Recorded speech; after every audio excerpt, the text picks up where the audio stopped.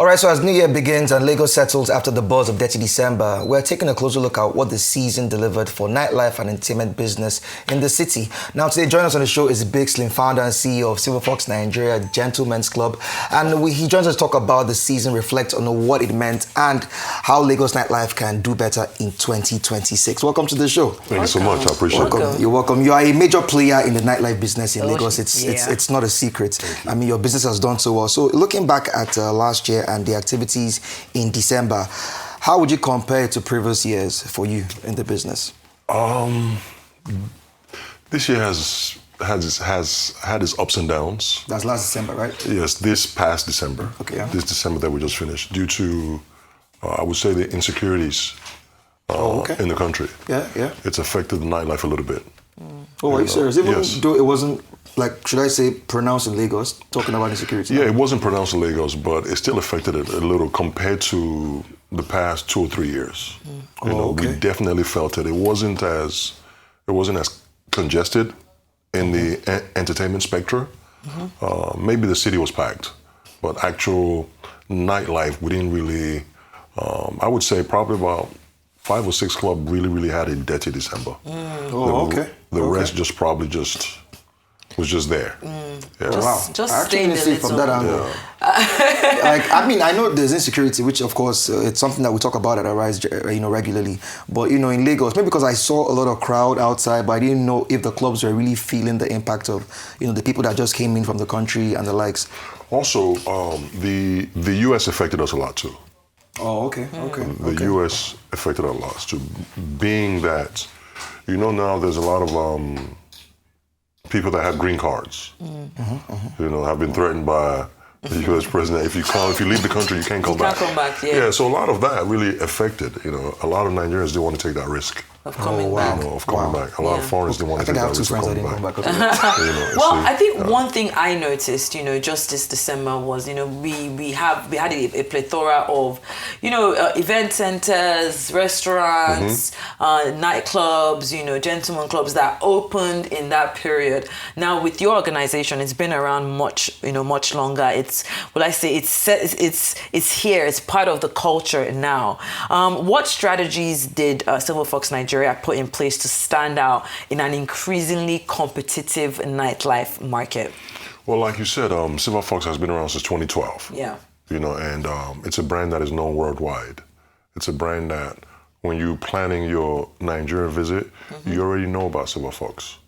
It's not something that once you get to Nigeria, you have to start trying to figure out where do I go. Yeah. It's already on your itinerary.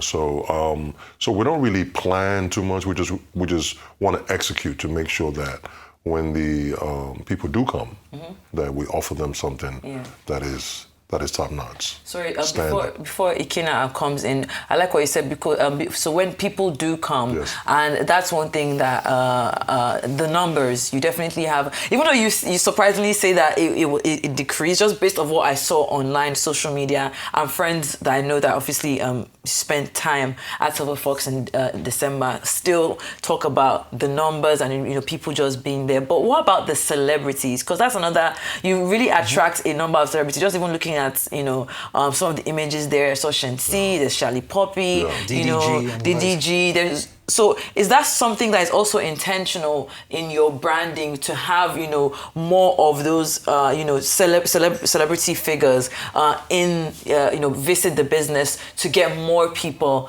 to come there, or it's just based on I guess identity? I would say identity, because celebrities want to go where they want to be, where they enjoy being, not where let's just go here for content.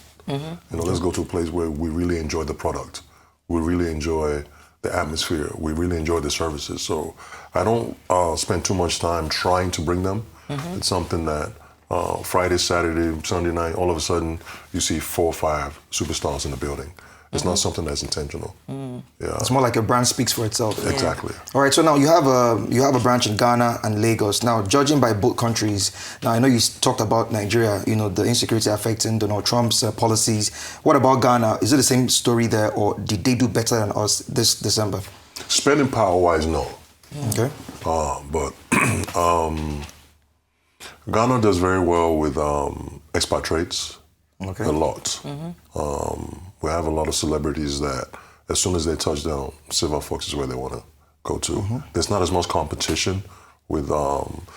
In Lagos, you can have 40 different variations of clubs, lounges, and bars within a 10-mile, 5 to 7 mile area. In Ghana, it's not that way. You know, I'm probably the only proper gentleman's club in Ghana. The rest are just all these local type ones. Outfits. Yeah. So that means you're milking it in Ghana, but like you said, spending power it differs. Right. Oh, okay. Right. Okay. All right. Now, and now looking back at the people that you hosted in terms of, you know, the people that got back, and of course, even down to Shensi and DDG, what were those concerns they raised? Probably some that we can improve on. And even you as a businessman, did they raise any concerns about maybe something to do better? You know, and this is 2026, and if we're trying to build a culture of Dirty December and, you know, attract more people, what do you think can be done to make it bigger? You know, honestly, our nightlife is way more advanced than a lot of nightlifes in other countries. Yeah, I keep hearing that. Actually. There's probably... Why do you think that is? When you're done answering, I want to know what you think that is. Why we're so advanced in nightlife and still backwards on a lot of things? Because we as Nigerians, we want to overdo. We want to be the best in everything, especially when it comes to nightlife type businesses. You know, I think probably a few countries that can top us is maybe Dubai and maybe one or two other, Las Vegas. Yeah. Naturally. Yeah, Vegas. Maybe Miami? Maybe Miami. Yeah. But we give them a run for their money when it comes to, because right now, as soon as somebody else opens a new club, they want to do the most.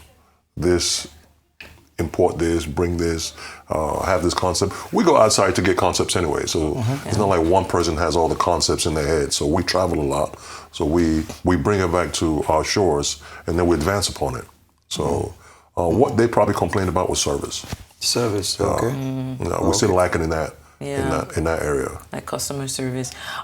Is Lagos nightlife, just talking about how well we're doing, is this sustainable all year round, or is it still overly dependent on December in your line of work? Do you think is when you think about the whole year calendar, is this still dependent on that, or is it still overly dependent on December? That's the December period. For some, it's very dependent on that December. But not for you. But for us, no. Because of the type of business that I've pioneered. You know, it's something that can never go out of business. Actually, you redefined it, I must say. Yeah, like, you know, before you came on board, we didn't have any premium, gentleman's club. I'm sure you know. You seem to know more. Tell me more about how you found out about this premium service. I mean, you know, we're journalists. We have to, go out there, see the life, you understand? Come back to the reports, you know. Excellent. We have